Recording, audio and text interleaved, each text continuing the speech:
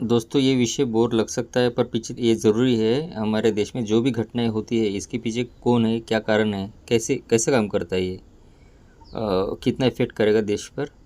तो पिछले भाग में देखे, पिछले वीडियो में तो ये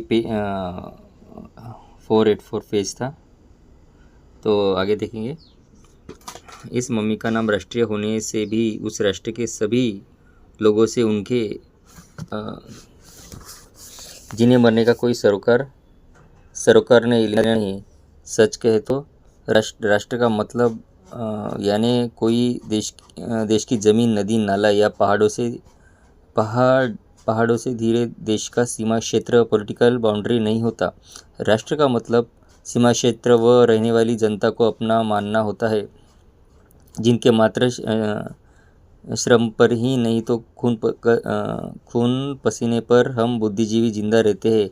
ऐसी एकता की भावना, फीलिंग ऑफ वननेस होती है, और यही भावना को हृदय में रखकर सभी को उसके मानवीय अधिकार बहाल करा के लोगों में इंसानियत पैदा करने के लिए सतत कर्तव्य करते रहना, ऐसी मनोभावना आत्मीयता होती है। इसको राष्ट्रीयता कहते हैं। अतः सच में ही इस राष्ट्रीय मम्मी का अपने राष्ट्र पर प्रेम होता तो अपने भारत देश एक उत्कृष्ट राष्ट्र बनकर चांदी जैसा चमकते हुए दुनिया को दिखाई देता है। क्योंकि अपने देश में कुछ भी कमी नहीं है और सब सड़कर व्यर्थ जा रहा है। परंतु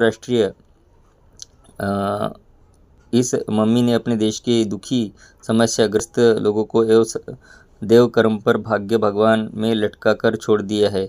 स्वयं सेवक का अर्थ है अपनी खुद की सेवा करते रहना। इस तरह सीमित यानी अपना उद्धार ही संसार की सबसे बड़ी सेवा है। यह कर लिया है। इस देश का धन साधन सामग्री सड़ाने के बजाय इस देश के मेहनतकश भूखे नंगे लोगों के उपयोग में लाना चाहिए। इतना ही सौजन्य इस सो कॉल्ड स्वयंसेवी लोगों में नहीं है।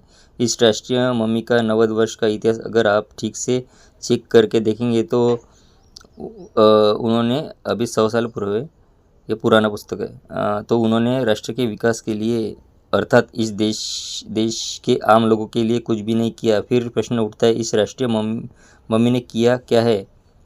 इस राष्ट्रीय मम्मी के निर्मित संबंधित इतिहास के गहराई से ज़्यादा न जाते हुए इस केवल इतना ही समझना है कि लोकमान्य तिलक, सावरकर जैसे लोगों ने विषमतावादी विचार